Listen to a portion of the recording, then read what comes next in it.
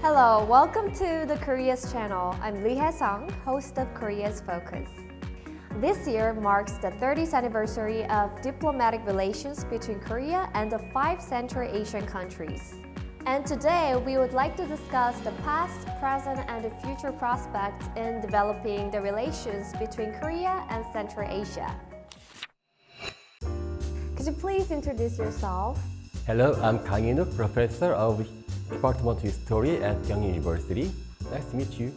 Hello, I'm Choi, Director of Eurasian Division 2 at the Ministry of Foreign Affairs. Nice to meet you all. Nice to meet you. Nice to meet Yeah. you. Yeah. So which countries are included in Central Asia? Actually, there are 5 nations in Central Asia. Kazakhstan, Uzbekistan, Kyrgyzstan, and Turkmenistan. Oh, finally, the Tajikistan. Oh, So, what do you does know? that mean? Stan? Wow, the stan means just the land. Land? Yeah, so if we say Uzbekistan, land for Uzbeks. If we live in the Central Asia, they might call us that KOREAZstan. Kyrgyzstan. Oh. Yeah. And I also heard that Central Asia's history directly connects to the Silk Road. So can you explain the meaning behind this? The Silk Road is the kind of trade route, and the most precious item was silk. Silk Road in the Central Asia is a symbol for the crossroad and a very important economic route for our world history. Professor Kang, you must have visited the Central Asian countries multiple times. Yeah. So what do you think is the biggest characteristic that differentiate the Central Asia from Korea? First of all, there's no any sea. You know, this is the continental land. The second is religion. There's the Central Asia is mostly the Islamic peoples, but there's a strong similarity between us. First of all, the features and the faces, and they really love their friends. They really love guests. All the features are very similar. Do you know we all Korea have the family history? We call it jokbo. Yes, And, Jokbo. yeah, and when we meet, and they remind of their own ancestor. The same to the Central Asian people. Director Choi, I'm Yes. sure that you have visited Central Asian countries a lot of times for business I trips. did. I did. How was it? Actually, I have lived for 2 years in Turkmenistan, and other than that, I had many chance to have a business trip to Central Asia. The Central Asian country, 5 countries, seems very similar to each other. But when we take a closer look, they are a little bit different in their politics, economics, or their foreign relations. To deeply understand them, we have to see and understand their characteristics and differences of each other. Which country is uniquely different from other countries out of 5? I would like to tell it's Tajikistan. Oh yeah, I fully agree with Tajikistan. him. Because the other 4 Central Asian countries has the ethnic similarity with us, but only Tajikistan country, their origin is from Persian. Do you know the famous Persian musician in the world? Persian is the- artist? Yeah, you should know him. I know the answer. From the film, Please give us the Yeah. answer. Freddie Mercury.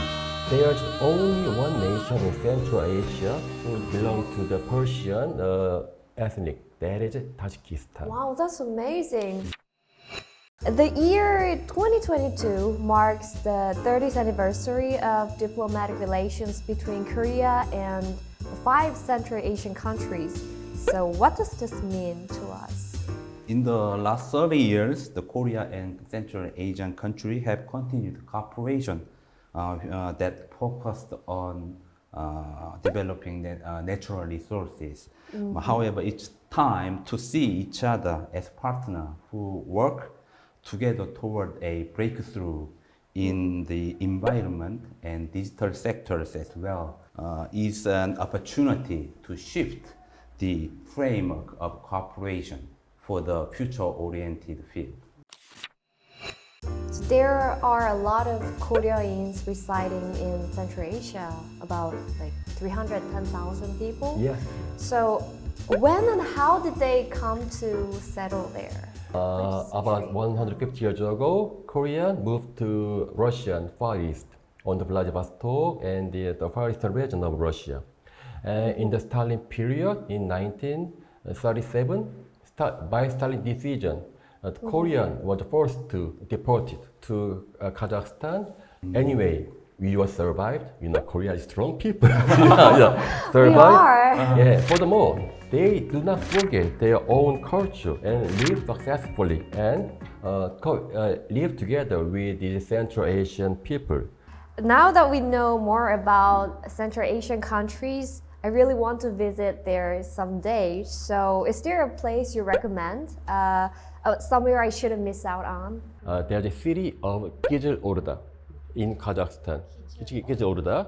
There's the place where the Korean diaspora came from Far Eastern region. So Kyzyl is the symbol for our Korean Goryeo and there was a very famous monument for the independence activist Hong Bom-do. And I was told that an important international forum will be held in Busan this month, the 15th KOREAZ Central Asia Cooperation Forum. So what is this forum about? The forum is established in 2007 to advance the relations between Korea and the Central Asian country. This forum has highly contributed to deepening the Korean and Central Asian countries' relations over the 15 years. This year, we have the forum in Busan on the day of 25th of October. What will be the main agenda in the upcoming international forum held in Korea after 2 years? The main agenda of the forum of this year will be environment, digitalization, tourism, health, and economic security. But today's episode of KOREAZ Focus filled the gaps in knowledge, and I personally became more curious about Central Asia. Before we end, we always ask our guests for song recommendations. So for today, I would ask Professor Kang. I recommend a symphony poem called In the Steppe of Central Asia, composed by Alexander Borodin, because it shows up when we hear this symphony, we feel the wild and wide steppes of the Central Asia and expressed by the beautiful instrument and rhythm. So thank you so much for your precious time today. Thank you. Thank you. Thank you, Thank MC you. Haesung. Yeah, thank you.